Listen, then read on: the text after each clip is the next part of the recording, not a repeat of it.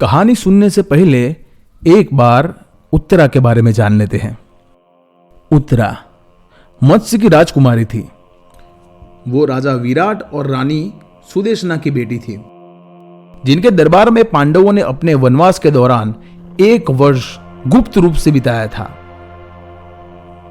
उस अवधि के दौरान उन्होंने तीसरे पांडव अर्जुन से संगीत और नृत्य सीखा और बाद में उनके बेटे अभिमन्यु से विवाह किया था।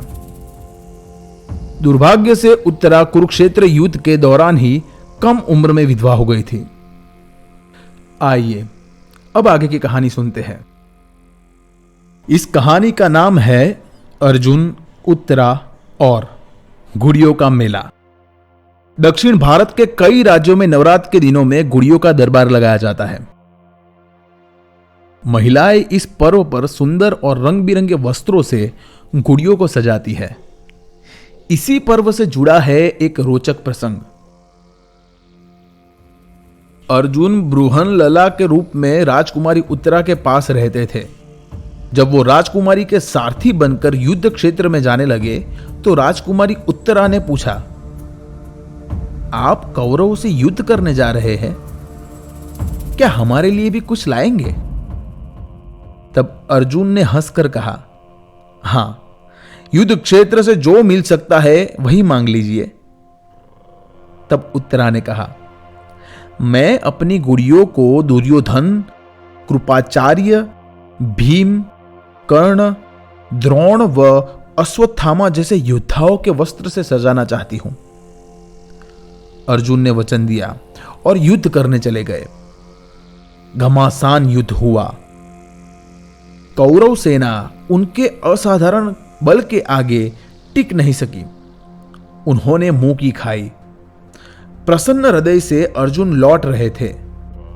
अचानक उत्तरा की मांग उन्हें स्मरण हुई। वे उल्टे पांव युद्ध भूमि में लौटे। अब समस्या गंभीर थी।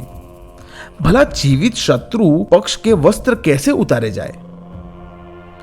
तब अर्जुन ने सम्मोहन अस्त्र का प्रयोग किया, जिससे सभी कौरव शूरवीर सम्मोहित हो गए। अर्जुन ने सबके जरीदार कौशेय उतार लिए और लाकर उत्तरा को सौंप दिए। उत्तरा उन्हें देखकर खुशी से नाच उठी। उन्होंने विजय का समारोह मनाने के लिए सभी गुड़ियों को भली भांति सजा दिया और उन्हें एक पंक्ति में खड़ा कर दिया। इस पंक्ति में देवी देवताओं की कलात्मक मूर्तियां भी थी। उसी दिन की याद में आज भी स्त्रियां ये पर्व मनाती है। इस समय कलाकारों की कला का उचित प्रदर्शन होता है और उन्हें प्रोत्साहन भी अच्छा मिलता है।